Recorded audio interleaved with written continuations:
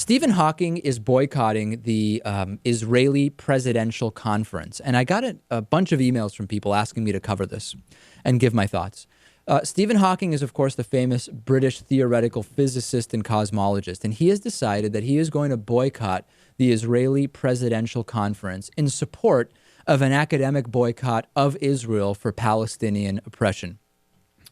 Reports are that he spoke with a number of Palestinians throughout the process. He initially thought he would show up and issue some kind of statement critical of Israel. And I guess he was told that that really wouldn't be in good taste. And he decided, you know what?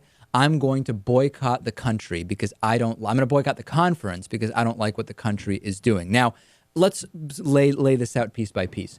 I agree that Israel, like many countries, does things that are explicitly oppressive to people and in some cases implicitly oppressive to people. So like with many countries, I have that criticism of Israel.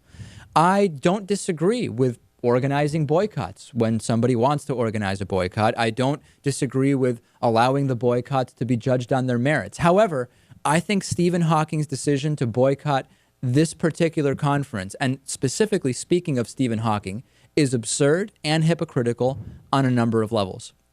Let's talk first about the specifics of this conference. Choosing this conference to boycott for this reason is particularly absurd because this conference has actually hosted Palestinian speakers every single year. It has featured a long list of prominent Palestinian speakers among its participants over the years, including key members of the Palestinian Authority. The gathering has been attended each of its previous 4 years by leading Palestinian figures, including some of the top officials in the Palestinian Authority, negotiators, Palestinian academics, the man helming the first planned development of a Palestinian city, the first planned Palestinian city. It would have been far more useful with regard to this particular conference, Louis, for Stephen Hawking to show up in support of the inclusion of Palestinian speakers and to express that with the exception of that particular conference, there are A, B, and C problems with what Israel is doing. Say whatever you want. That would have made sense, number one. Okay. Number two, though, there's another problem.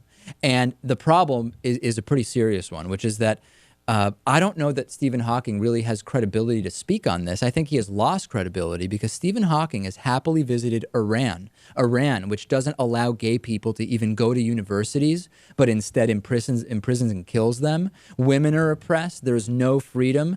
They've openly said they want to destroy other countries, particularly Israel.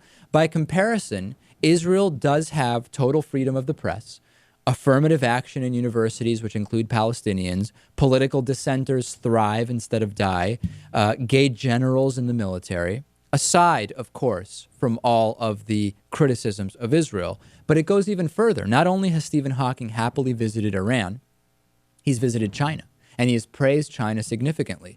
You can't even criticize the government in China, right? Dissidents are persecuted. There are no fair trials. There is total censorship. People are not free in China. So let's take this back and really make the analysis. You could also get into the lands that China has decided to take over for themselves. And you absolutely could. I believe that would fit into the same category as what Stephen Hawking is talking about. Before Stephen Hawking boycotted Israel, you could say, okay, he went to China, he went to Iran, bad things happened there, very bad things, but he is an academic neutral. He goes anywhere because he believes in academics. He separates it from the politics of the host country, and he says, I don't get involved in that. So then you would not say, well, going to Iran or China is any kind of implicit praise of that country. But now, by boycotting Israel, particularly a conference that makes no sense to boycott, he is implicitly saying, no, it wasn't out of academic neutrality that I visited Iran and China, praising China so much. It becomes a deliberate endorsement of the repression of those countries because he is now saying, when it came to Iran and China, I was okay going, and if I weren't, I would have said something like I did in Israel. I think it is bogus, absurd, and totally hypocritical. Would you say it's possible that a man like this dedicates so much of his thought and time to his academic endeavors that he doesn't really even take it upon himself to learn about what's going on in the world, learn what's happening socially and politically? If that were the case, Natan, there would be some kind of parody, Parity, across all of the oppressive countries that he visits, would there not? It's like there's, we always talk about the argument from authority, the idea that you trust what someone says because in one realm or one discipline, they have a great reputation for honesty and for intelligence.